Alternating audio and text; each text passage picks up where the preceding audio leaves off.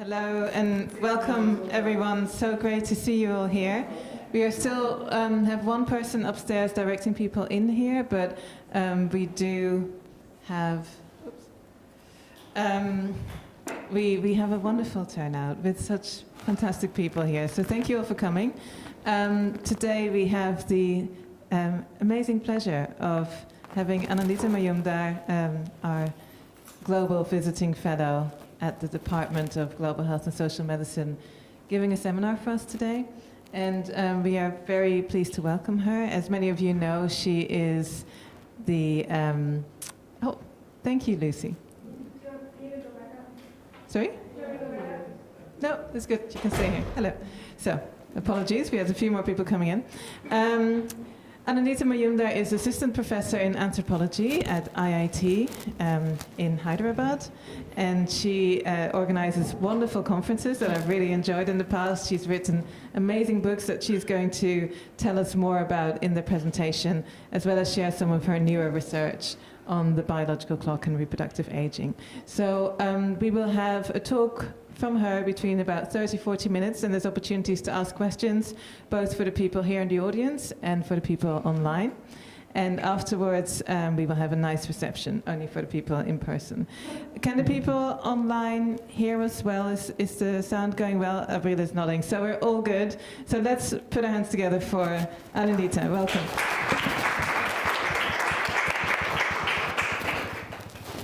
You need to get the PowerPoint up. Otherwise it's going back on the screen. Right here, right? Oh. Okay. Thanks, Lucy. Thanks a lot. Is that online as well? Yeah. Okay. Thank you so much. Thank you, everyone, for coming in such weird weather again. But thanks for coming. Thanks to Lucy. Thanks to GHSM. Thanks to all my colleagues at King's. It's been wonderful here. Thanks for this opportunity.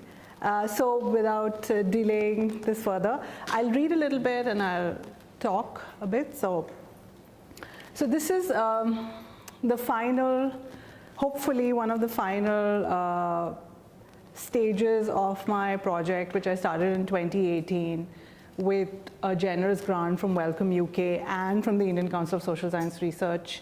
It is one of the chapters I'm writing. It's work in progress, writers attached. So, but please do be critical. Please do give me feedback and inputs on how to go ahead with this. Okay. Sorry, the image is a little grainy. I got it off the internet. So, Deva Lal, 64, is ecstatic that he's 66 years. That his 66 years old wife Bhateri has given birth to triplets after 44 years of marriage. In joy, he exclaims to reporters, "Old is gold." This joy does not come without its particular trajectory. Deva Lal has been married thrice to 3 different women of different age groups, but none of his wives got pregnant, with the 2 younger wives leaving him at some point.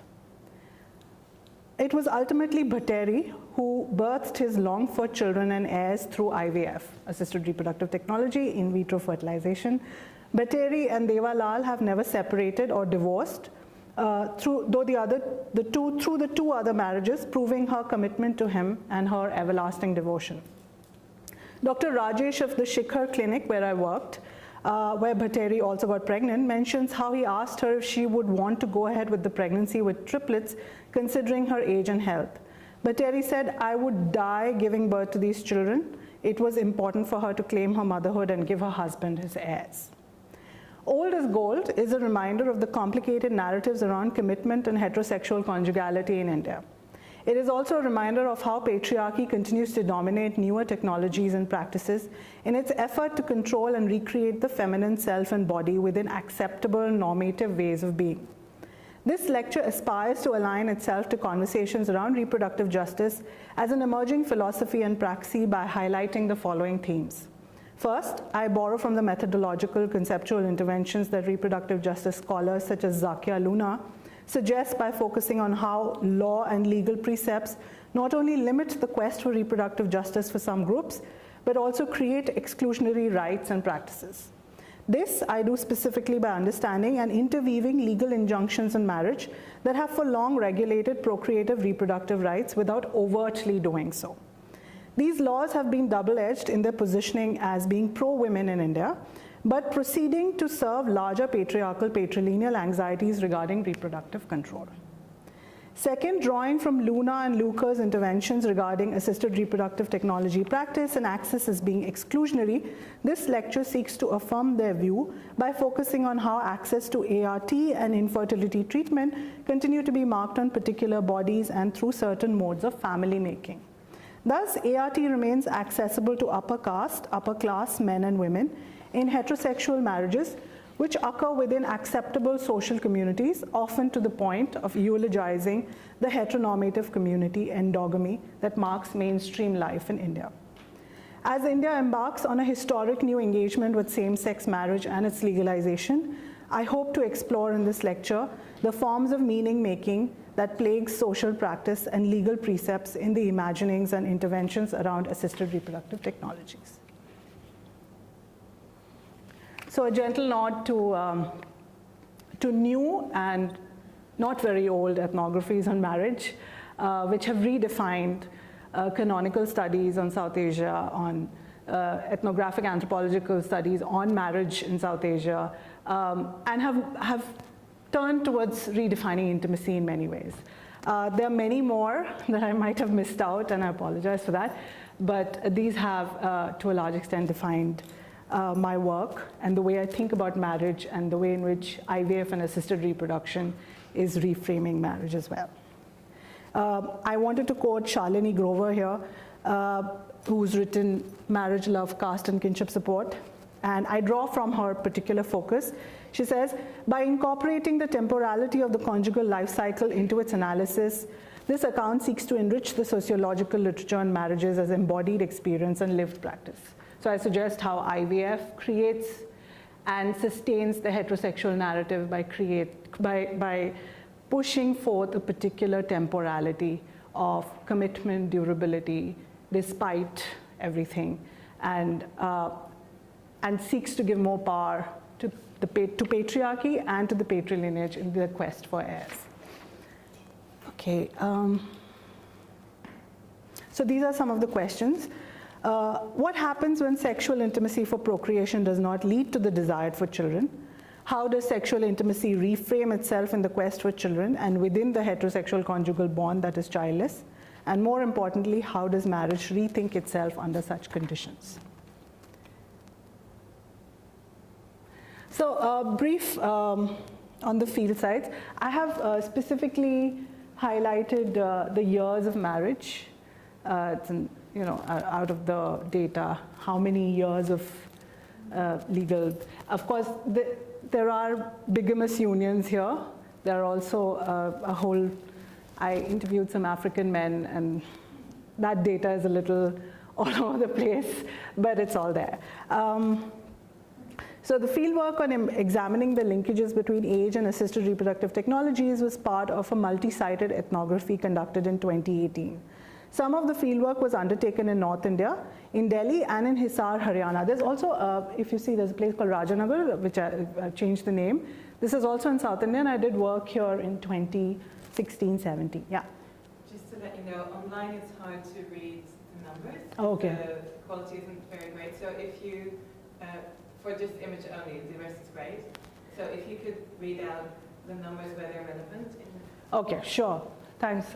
So in North India, the average years of marriage for women is 21.5 years, and for the men it's 22.7 years. And in Hyderabad, the two areas I'm focusing on, for the men, again, there's that other data, which I've not, is 8.14 years, and women is 5.5 years. The average age is also, you can see, is lower in Hyderabad and higher in North India. And there is a particular aspect to this data, which I'll just, so in case of Hyderabad, the metropolitan city and the capital of the state of Telangana, the fieldwork was primarily conducted in two clinics. One catered to women exclusively, and the other provided reproductive health interventions for men. Both clinics operated together and referred spouses to each other. I seek to discuss some points of difference and similarity between these two field sites, Hisar and Haryana. In the North Indian town of Hisar, an agrarian culture predominates. It's the biggest town in the otherwise small state of Haryana, not very far from the Indian capital city of Delhi. Haryana has been part of a national portrayal around overt masochism and gender inequality ever since news of skewed sex ratios with a depleting female population and rampant honor killings of women have been reported.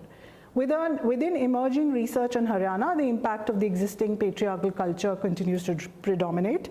In the city of Hisar, within a small area, there were approximately 4 IVF clinics operating when I was doing my ethnography, which says a lot about what's going on. My fieldwork was primarily based in the oldest IVF clinic, where the doctor was known for facilitating IVF births amongst women and men who were past their reproductive prime. Dr. Rajesh was popularly known as the rogue doctor, and I've discussed this elsewhere, in the mainstream English language press for encouraging women in their 50s and 60s to have babies. Among some of his successful cases were 2 women, aged 66 and 70, but Terry was 66, who had carried a pregnancy and birthed triplets and a single baby, respectively. Most of Dr. Rajesh's clientele belonged to the landed gentry from rural Haryana, but there were some who also came from the neighboring states of Punjab and belonged to peasantry with small land holdings, which also meant that because the treatment was expensive but not as expensive, many had to put their land on, they had to take a loan against their, mortgage their land.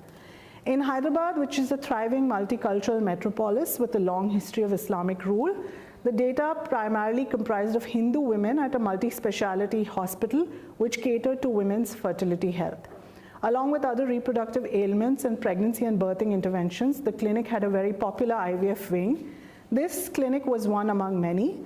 Hyderabad has a thriving fertility industry with numerous clinics and commercial surrogacy facilities.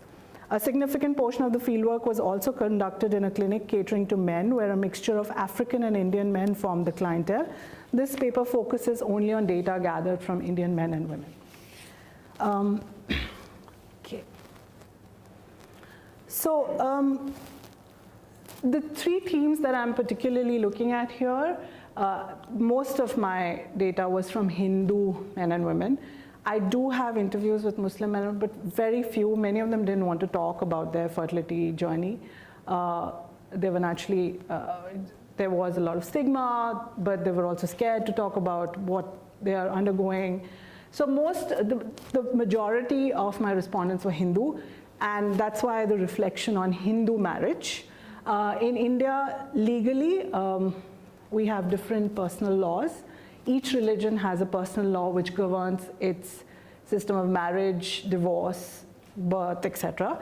The Hindu marriage law is endorsed by the Indian Parliament, and there has been a lot of dissonance about it, leading to conversations around the Uniform Civil Code, etc.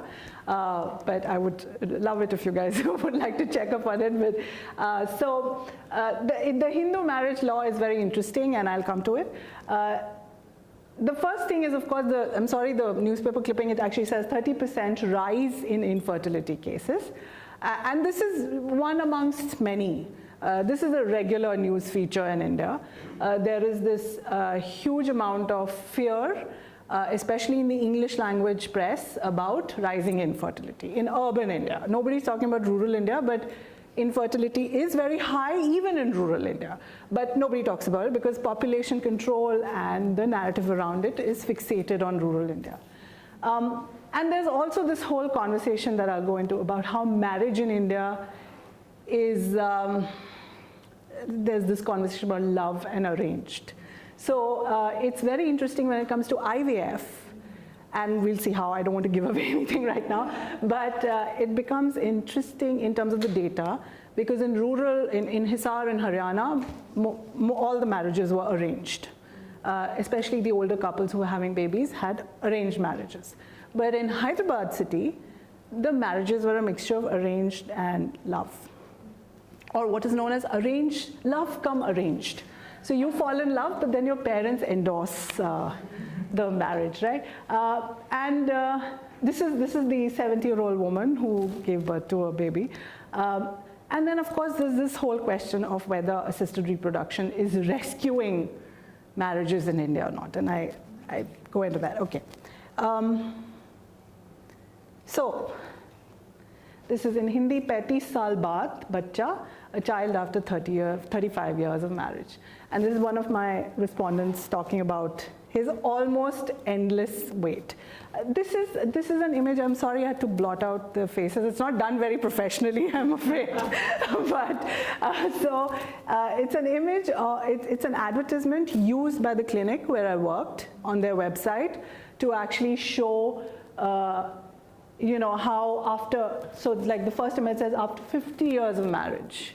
And the advertisement actually focuses on age, or on years of marriage, rather than the age of the couple, even though they're visibly older.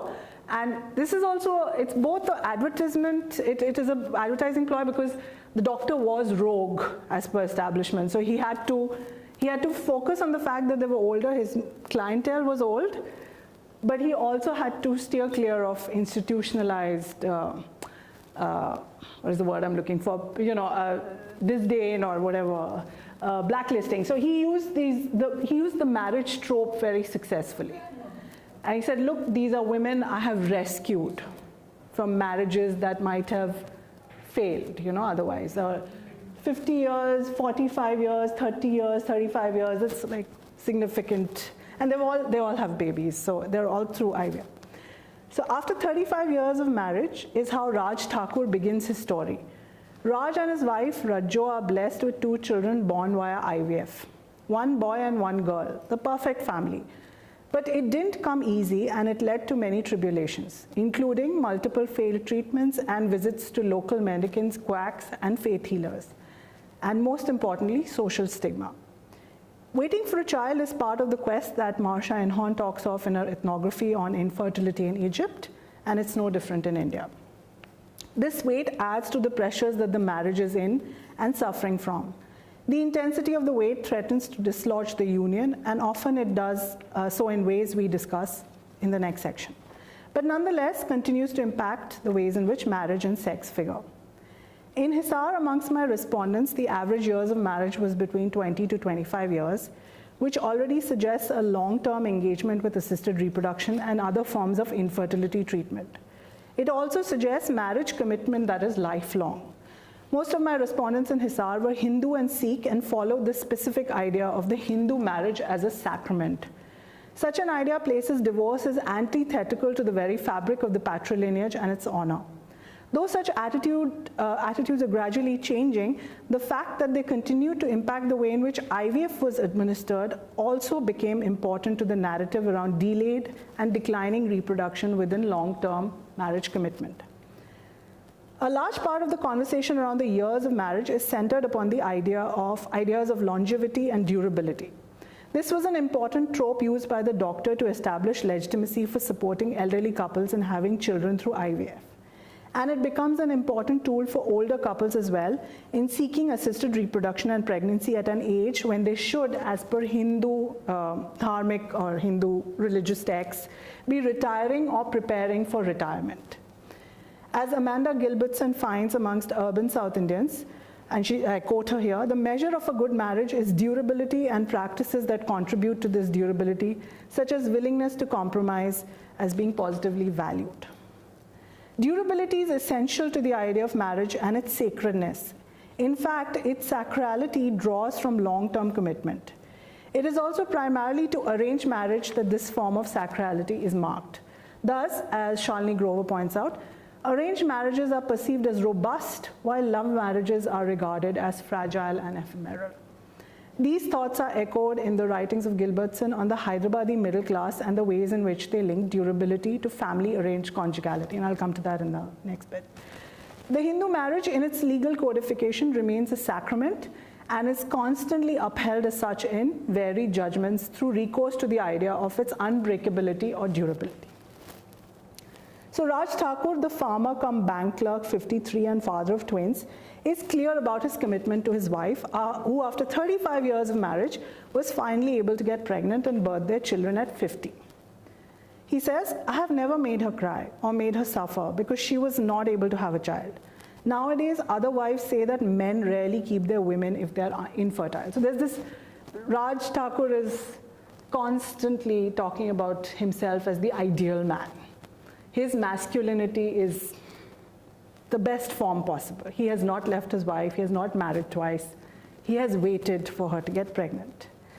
In Patricia Oberoi's analysis of judgments regarding divorce and other disputes within the Hindu Marriage Act, sterility and impotence have a complicated relationship in the dissolution. As consummation forms a major part of the judicial commentary on Hindu marriage, the lack of the same becomes an important trope for its dissolution. If proven, impotence may lead to divorce and annulment, but sterility may be seen as problematic but may not necessarily lead to the endorsement of a divorce or separation. Under these circumstances, many of these older couples came to embody a form of waithood until their pregnancy through IVF provided them with the legitimate entry into social life.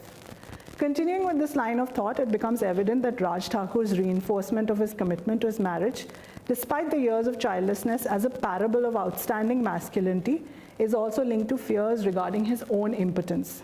This emerges in conversation regarding his infertile younger brother whose wife is also struggling to get pregnant for many years. Thus, Thakur talks of the social stigma he endured in veiled and guarded terms. He says, "I was often sneered at, usually behind my back. It's just that when I would hear people talk about our childlessness, I would feel bad." So there are many families like this in Hisar, in Haryana, who would have a whole generation of men who are not able to have children, and they're all going to IVF clinics. Many talked in whispers about the impact of pesticide toxicity. But again, that's something that has not been epidemiologically proven. So there were whispers and there was anecdotal evidence about how pesticide, rural agrarian toxicity might impact sperm, your reproductive health, and especially men's reproductive health because they spray the pesticide. Under these circumstances, many of these older couples come to embody a form of waithood until their pregnancy through IVF provides them with legitimate entry into acceptable adulthood. Thus, I suggest that Inhorn and Smith-Hefner's idea of of liminal or suspended social status due to lack of socioeconomic benefits emerging from unemployment and singledom extends to these older men and women navigating social stigma due to many years of childlessness and infertility. Okay, sorry, I did not.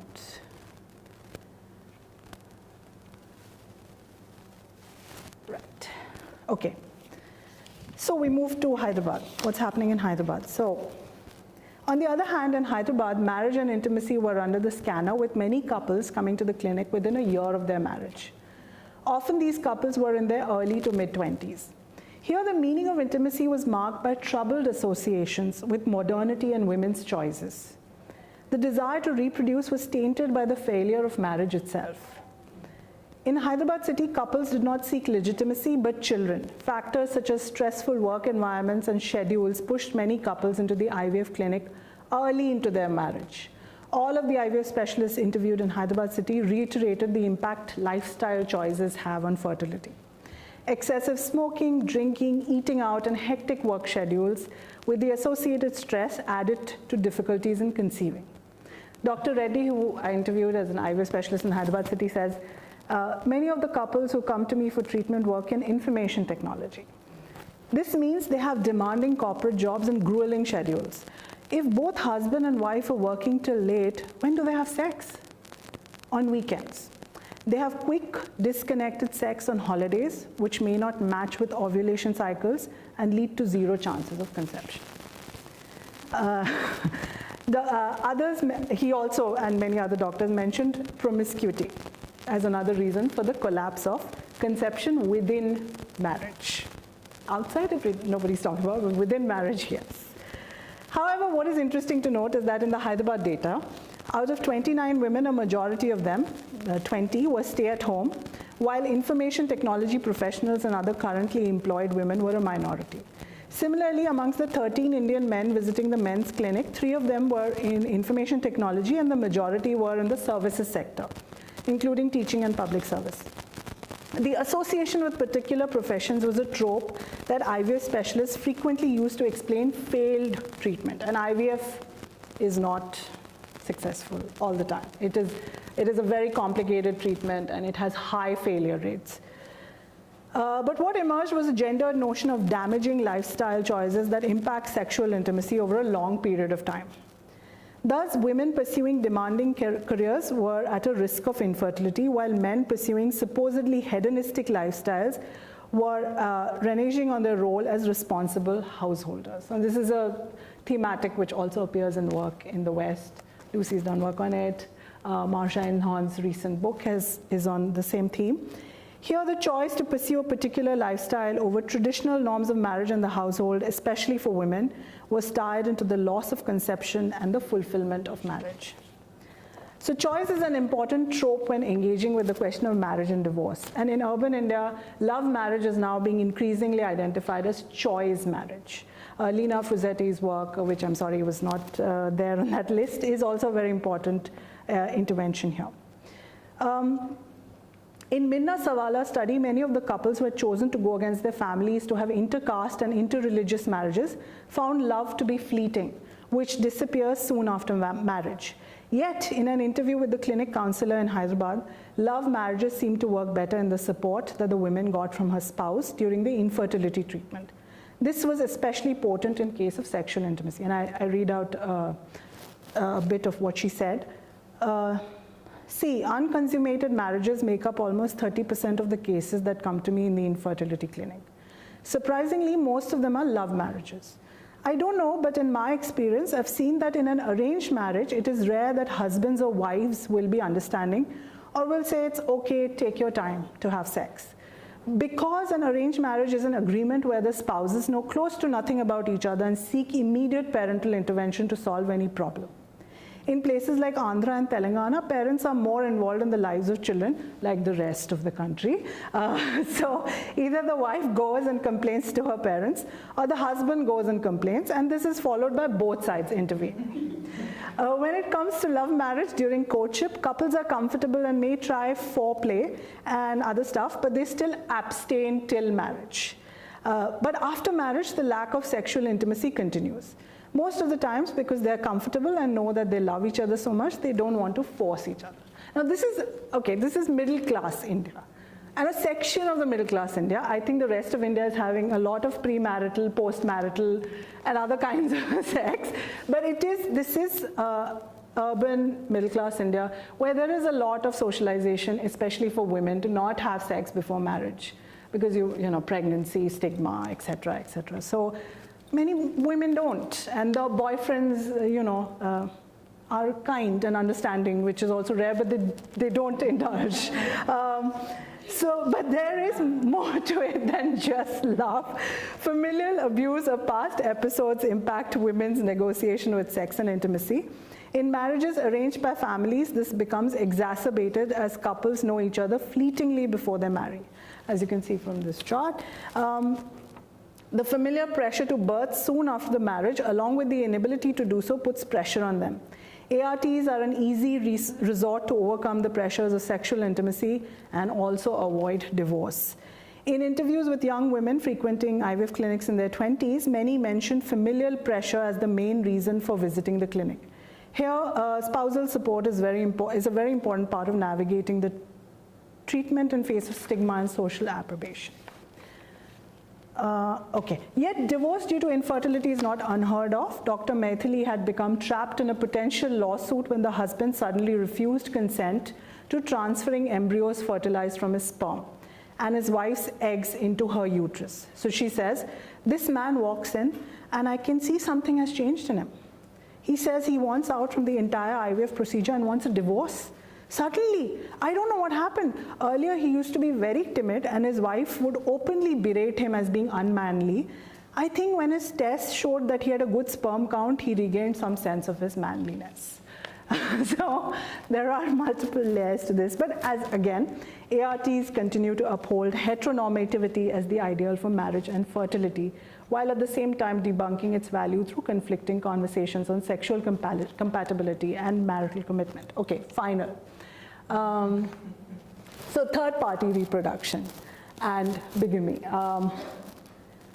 So I go back to Raj Thakur and he says, I was told to marry again, but I would never do something like that. If I have to have a child, it will be through her, his wife, or not. Now I have children. Now see, says Raj Thakur, congratulating himself again on being an outstanding example of empathetic masculinity in North India. In India, bigamy is outlawed in the Hindu Marriage Act 1955. Yet, in multiple conversations around marriage and its sanctity, monogamy is neither sought after nor restored through the practice and avowal of the law. When Raj Thakur airs his discomfort regarding bigamy to beget a child, he does so both in a social sense and in terms of its illegality. The commitment that marriage brings is also wedded into the ways in which it is constantly transgressive and yet eulogized in no uncertain terms. As legal scholar Flavia Agnes notes, a Hindu marriage is an elusive legal occurrence, the validity of which is constantly suspect. And that is true. In this section, I purposely bring in the idea of third-party reproduction to bear upon the notion of monogamy and its linkages in South Asian notions of conjugal commitment and progeny.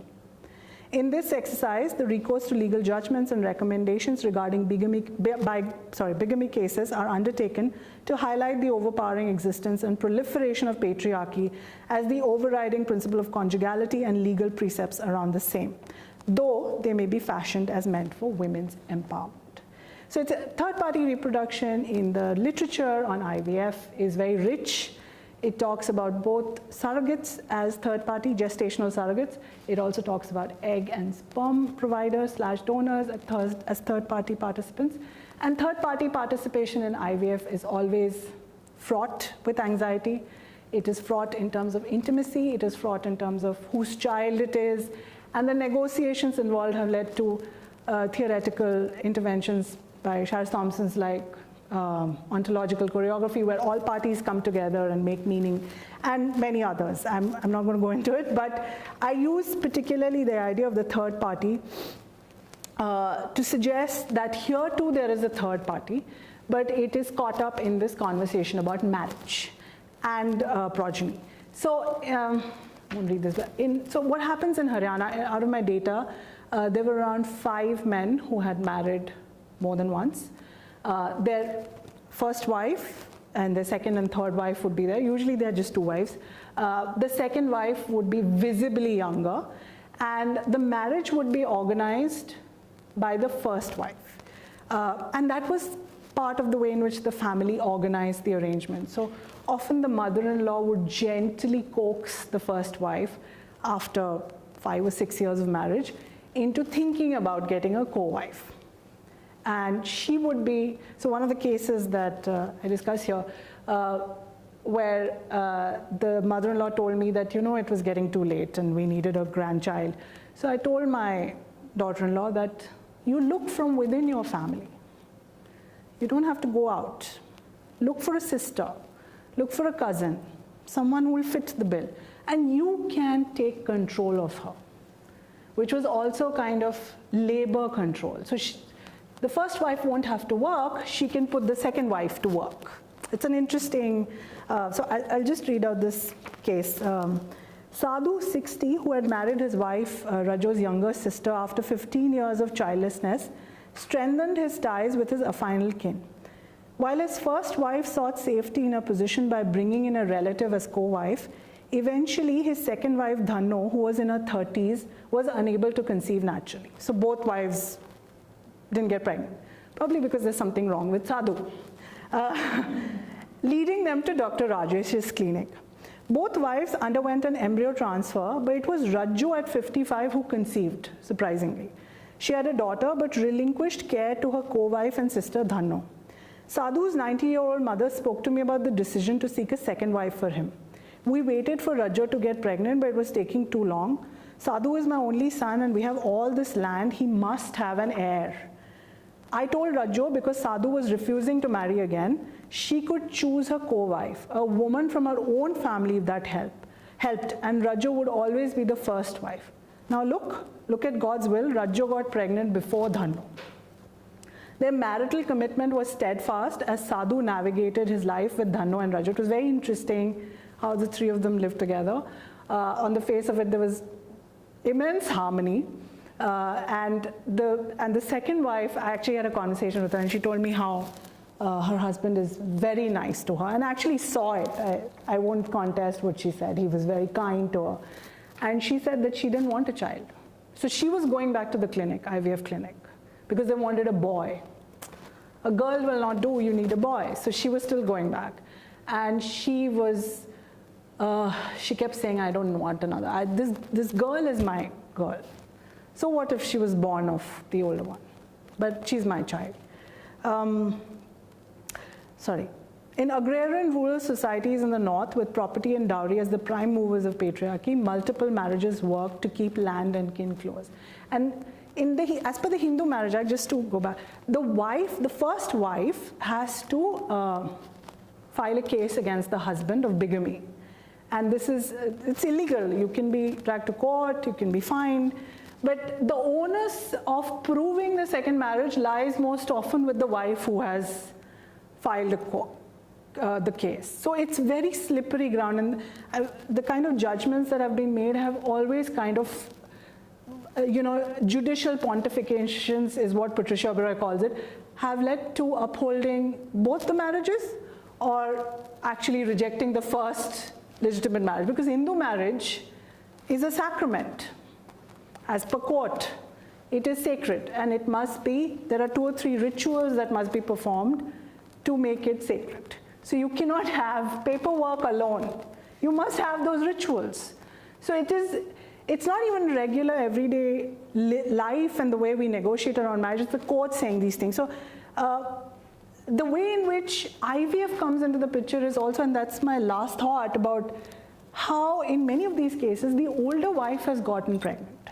In case of Deva Lal, if we go back, the first person, old as gold, is because the first wife went and got pregnant immediately. And they had never gone for IVF, and suddenly she goes and she gets pregnant. And it is IVF kind of, the tech and the way it is imagined upholds her status again. She's back as the main mover and shaker in the family. She gets back the respect she lost. And the co-wives, the younger co-wives are, struggling with their position. So it's very interesting, and the doctor I interviewed actually tries to sell the tech like that, to get back the respect they've lost, to reaffirm commitment, monogamous commitment. But that doesn't mean he's not servicing men with 2 or 3 wives. He's just positioning his tech as in favor of commitment. Okay, I think on that note, I will end. Thank you so much. There are no conclusions. I look forward to your comments. Thank you. Can you sign out of this? Yes.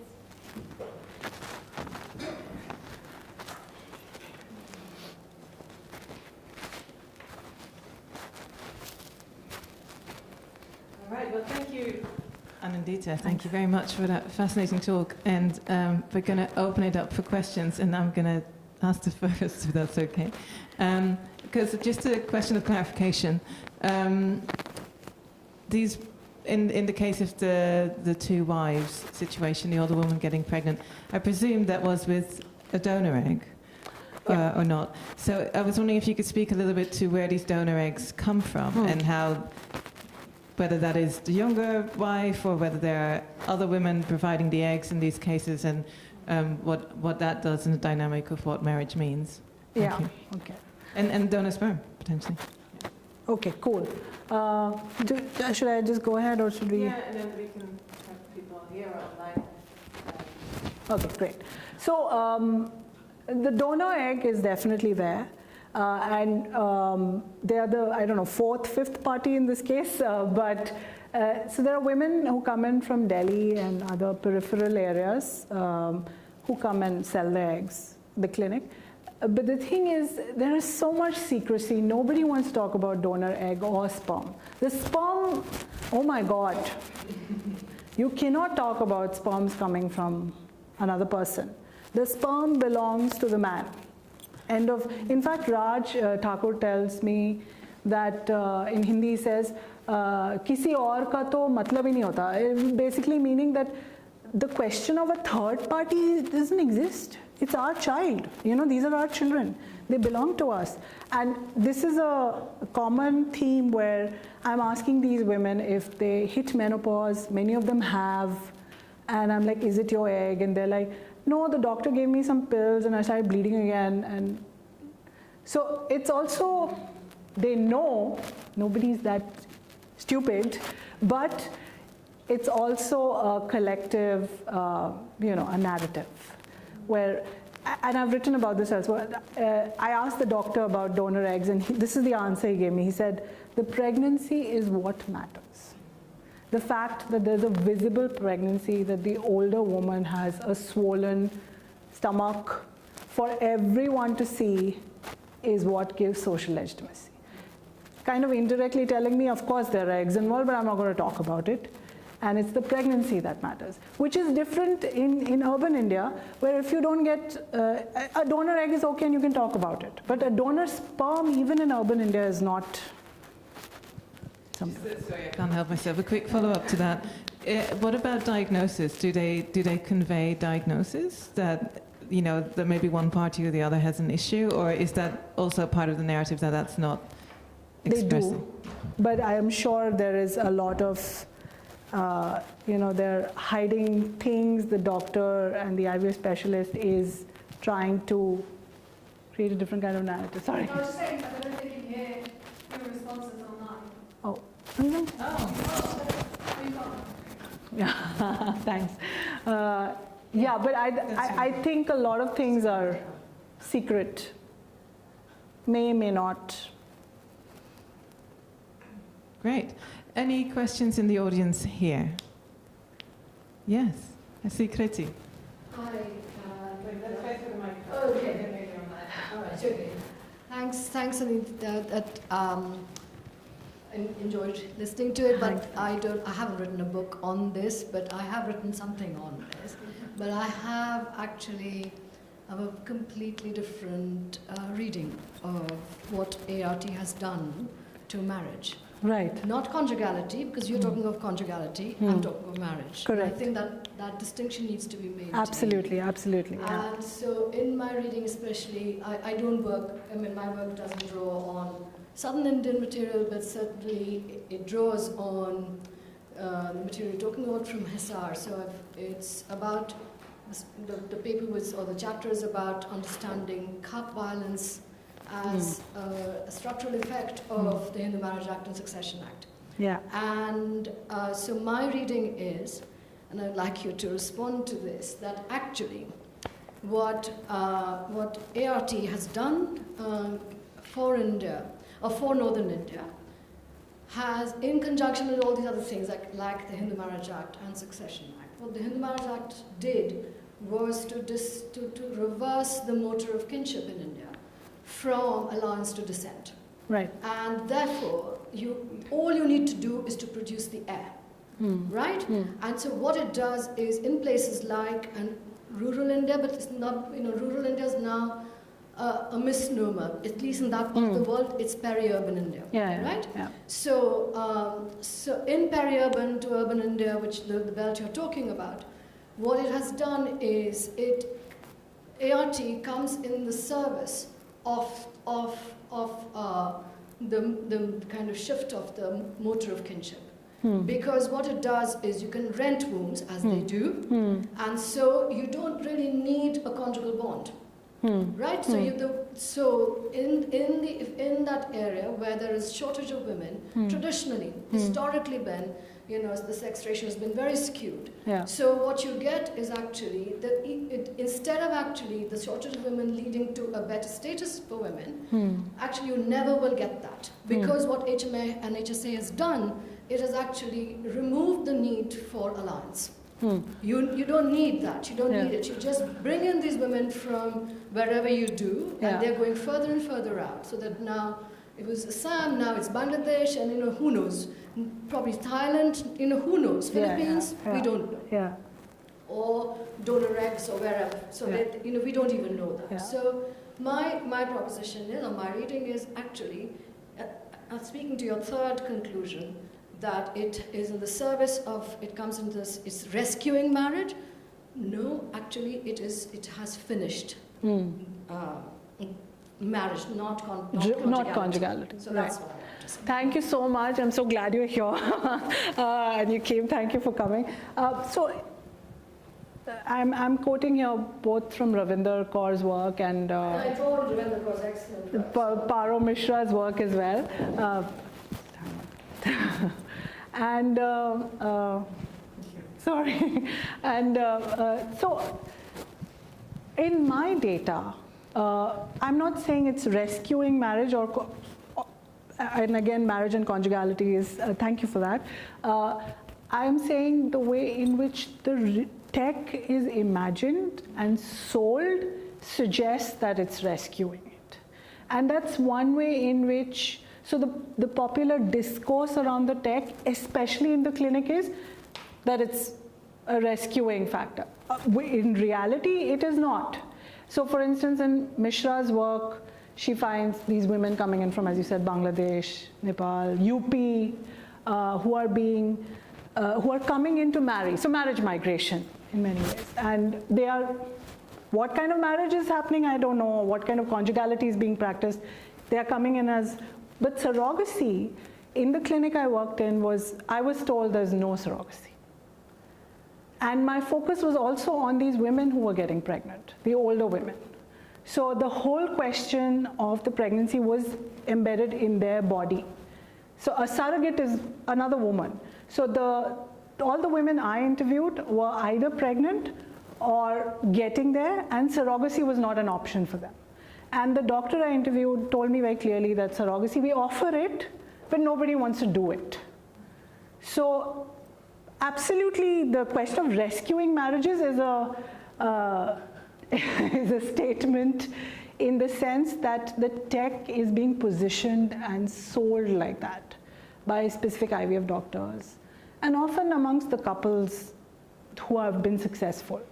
But in reality, absolutely not. It's very fraught. It has always been. But thank you. I'm going to look this up. And I'm sorry I missed it as well. Thank you, Kriti and Anindita. We have a question from Abril in the chat. Abril, do you want to say it in person, or do you want me to read it out? Sure. Yeah, go ahead. Can you hear me? Yes, we can. Well, first, thank you for your presentation. It was amazing, very, very interesting. Thank you so much. I was thinking about, I found it fascinating the way that there's this narrative about technology as progressive. And how, and you know, all the sort of post-human words and all these sort of lines that we are crossing from artificial to natural or whatever, the cyber words, and then you show these, and then we see a way of using technology in a very sort of traditional way to save marriages, and I was thinking, for instance, that as you say, well, the way that technology is being sold in India, it's as sort of saving tradition, saving the past in a way. You know, it's like there's like a temporal there, a temporal sort of dimension there, and then how technology is being sold as the future and progressive, and in other countries. So I think that I was, for instance, wondering if younger couples will, you know, if it accommodates to age, that the way this technology is sold, if it's, you know, for older couples is sold as, you know, we will take you to the path and we'll rescue tradition, and then to younger couples, things are being, technology itself is being sold in a different narrative. Yeah. Do you see sort of difference there within India? Yeah, so in case of the younger couples in Hyderabad, the difference was more in terms of telling them that if you come to us earlier in your marriage, so as per, you know, the WHO says 1 year of unprotected conception leading to, if you don't have a child, you then seek help. But there are couples who are going in like 3 months into their marriage. And they're being told, IVF specialists are saying, you know, if they come earlier, the earlier they can come. And that is, I have this whole data of women between the ages of 24 to 38. And there are a lot of women between 24 and 30 who are in IVF clinics struggling. And they have chronic ailments, they have PCOD, some have irregular periods. But there's no proper diagnosis. As Lucy was saying, the diagnosis is all over the place. And initially they're put on IUI and it doesn't work, and then they're immediately shifted to IVF. So they don't know what's going on, and I think this whole lifestyle, chronicity conversation, especially in Hyderabad city, is to create an idea that everybody's fertility is under threat, and they need to come to. So the marriage in case of North India is, the longer your marriage, the longer your commitment, the tech will come to help you out. But in North India, you know, you need to get to this quickly, otherwise you won't get pregnant. It's like preventive. It's, yes, thank you for, yeah, preventive, almost, yeah. Right. Thanks a lot for that, thank you. All right, thank you. Thank you for your talk. Thanks. Thank you. Okay, we have a question from Sarah Hodge. Hi, I have a really basic question. Did you collect data on, presumably you collected data on how much what they're doing costs? Yeah. And how many, so just basic things like how much do the various things cost, how many times, did you only speak to people who were successful? No. How many times people gave it a go and who paid? That I'm particularly curious about in terms of if it was the couple or somebody's parents. So in Hisar in North India, and Kriti, if you have other data, please do. It's slightly cheaper. So 100,000 Indian rupees for one cycle, between 100,000 to 200,000. And that doctor was, he also, all of these people position themselves as philanthropists. So he said, you know, if they're struggling, I cut down the bill a little bit and stuff. The interesting thing when he was talking about his trajectory to opening the clinic was that initially they wouldn't come because it was expensive, but now the wives are like, you know, there is proof that babies are being born, so the husband is expected to pay, but it might come from affines as well. And in many cases, I haven't discussed that data, but there is a huge chunk where there's primary and secondary infertility also happening. So like, I think we were talking about, like a lot of women have lost their adult sons to accidents and have come for IVF to have another boy. A big chunk of my data is that, but I didn't discuss it here. And that is, they have a daughter. All of them have an older daughter. But they had a younger son who died and in a road accident, because in North India, road accidents are 17, 18, 22, 23. And then most of them have this dream that their son has been resurrected. And they come to the IVF clinic, and that's another. So in some cases, some of these women were working, which was also interesting. And they would fund it themselves. There was something, did I answer?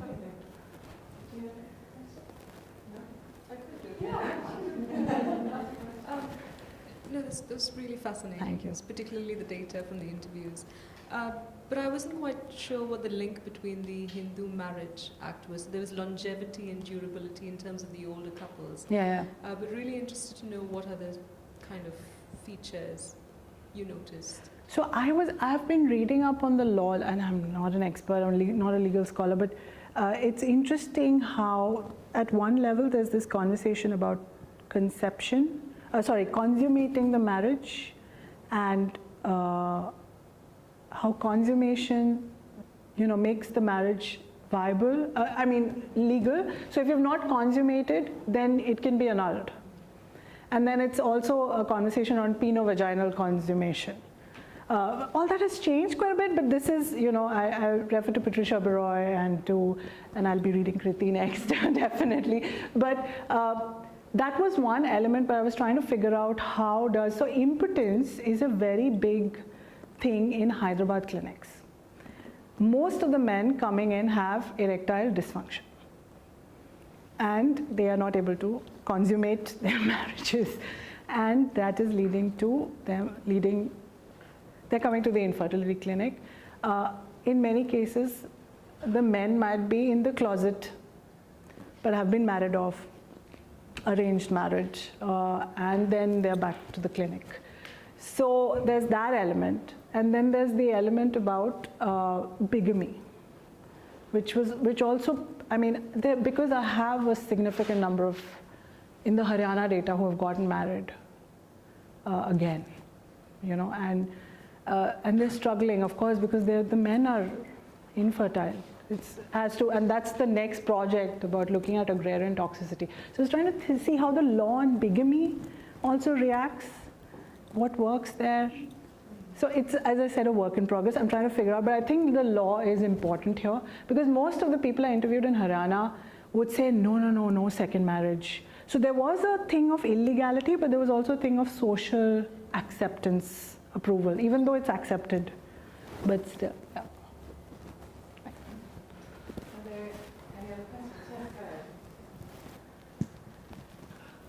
Hi, Dr. Majumdar, loved your talk. It was really, really interesting.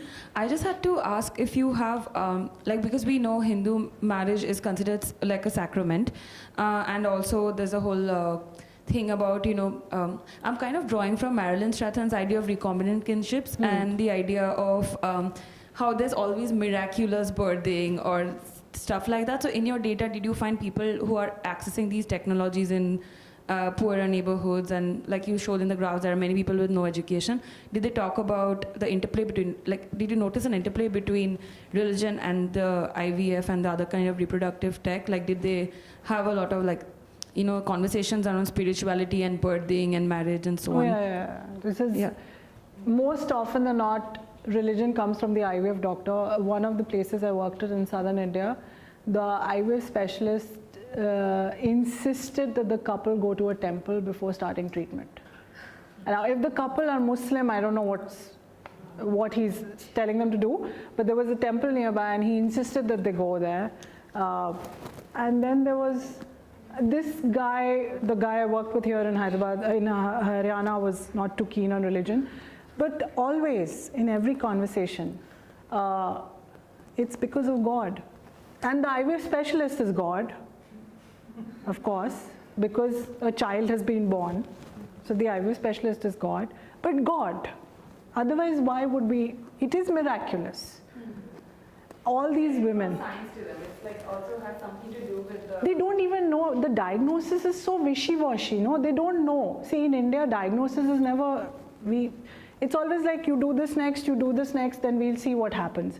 So if you're dealing with people who are not educated in the sense, many of them are school, mid-school, or I don't want to use the word educated, but have not got higher degrees or have passed school.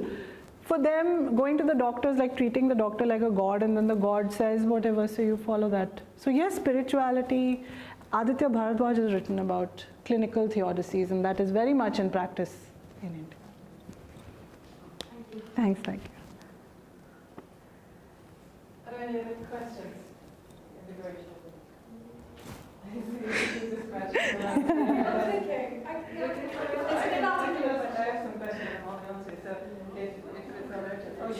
I can do it inarticulate. Thank you. It's super interesting. I guess Thanks. slightly two disconnected questions that I think somewhere you can connect them. One, I think I really appreciate you taking the sort of methodological approach to thinking about reproductive justice, in essence, grappling with what law means for reproduction or reproductive injustices, as we may or may not want to observe. Yeah. I guess tied to that is how, well, one, how do you see policy and governance, particularly in a context like India, where fertility is so fraught. Right? Whether, you alluded to population control issues, but it's also a very specific type of population that we want to control. Yeah, of course. Right? So if we're seeing, like in your data, you're looking at Hindu women in particular. So how does that sit within your broader analysis of reproductive justice? Like the attention or the push for Hindu babies, right?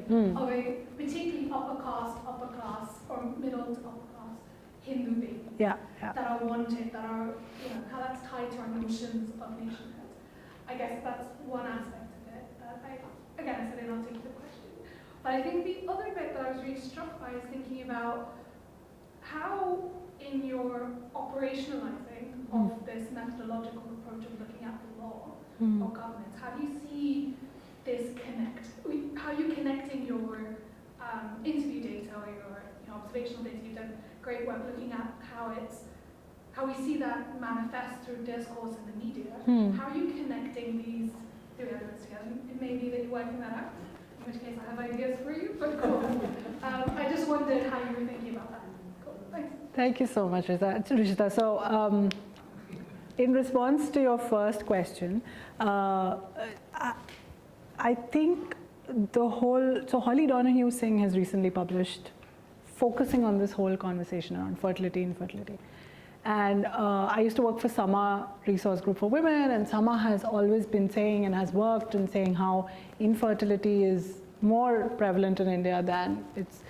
I think now with TFR, we are now moving towards a new and interesting phase where, so because IVF and ART exist in that space of medicine where the state is involved but not involved, there is a nudge towards non-state sponsored advertising, but there is no regulation of that advertising. So the advertising is haywire, and it is, most IVF specialists are Hindu. They are supporting a particular kind of demographic. What is them? More boys, number one. More Hindu upper class boys.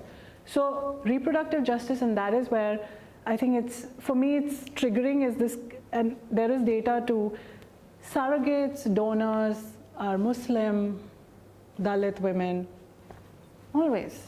Very few in Hyderabad, where I just wrapped up a surrogacy project, the donors and the surrogates are all ST. They're all scheduled tribes, they're all Adivasis from rural Andhra, rural Telangana, from tribal Andhra and Telangana. And they are providing the third party intervention, just like Kriti was saying about, women coming in from, and there's excellent work on that from Ravinder Kaur and by Paro Mishra about women who are very, very poor and very, very young coming in to balance out the sex ratio, to have babies. So that part of it remains, and this part, because I used to work on surrogacy, and that was one part, and this is one part, and this is definitely, Hyderabad, if you are having love come arranged marriages, it's love come arranged because you are marrying into the community. The only thing is your parents didn't find that person for you. You met that person. And then you figured out that this person ticks all the boxes, and therefore it is love come arranged.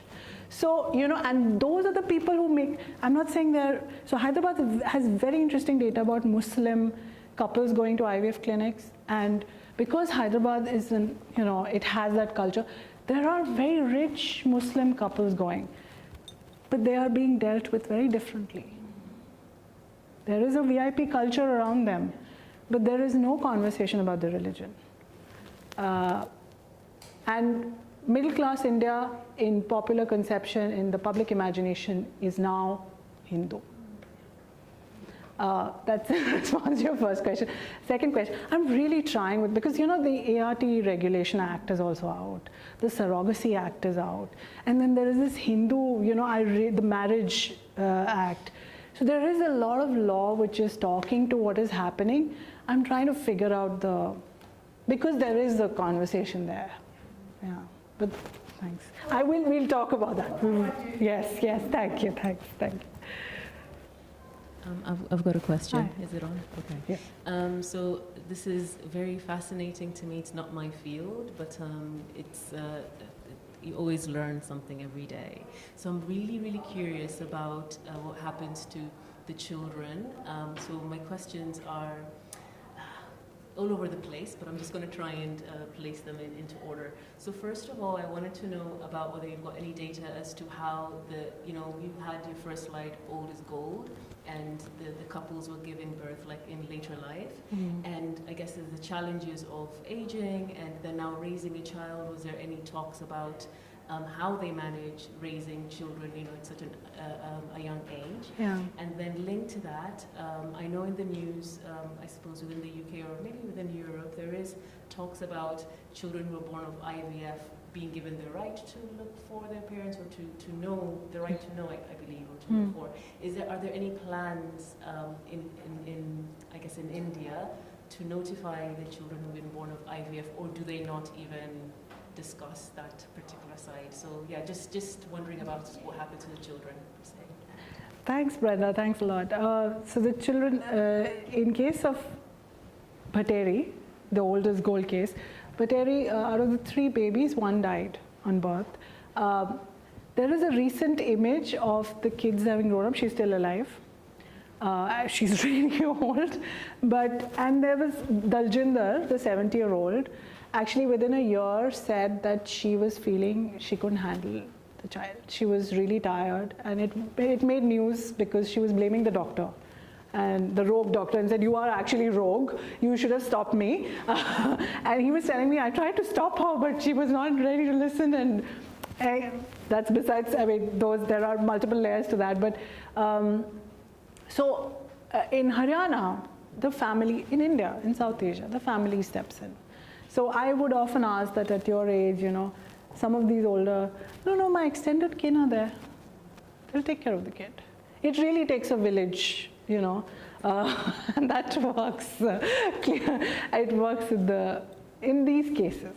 But about nobody, even in my research in surrogacy, Indian couples will not tell their kids that some other woman was pregnant.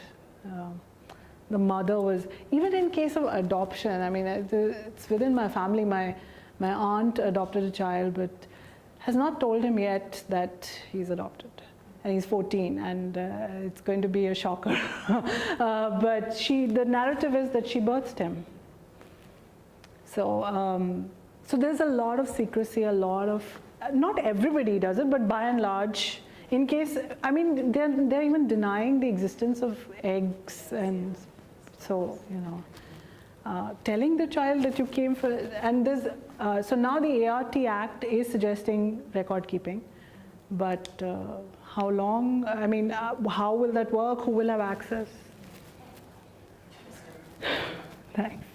Thank you. We have a question online, and then if there's anybody else who has a strong urge to ask a question, there is an opportunity for that, but we are also thinking about rounding it off and taking it to the next space where we'll have some drinks and snacks. So, but first, Shrikant, go ahead and ask your question. Welcome. Yeah, thanks Anindita for a wonderful talk. I was just thinking about a couple of things when you were giving this narrative. You talked about the connection between access to fertility treatment and the upper castes. And I was just thinking that the idea of upper caste is not a homogeneous thing. No, of course not, yeah. Amongst the upper caste, there is a hierarchy, yeah. Or there are different kinds of hierarchies. Yeah. So I was wondering, do we see a caste segregated picture in terms of understanding the fertility treatment as well as in terms of the access to the fertility? Thank you so much for that, and I'm really glad that all the Indian scholars are putting me on task on this. Thank you so much. So the caste data that I have, I'll talk about Haryana specifically here.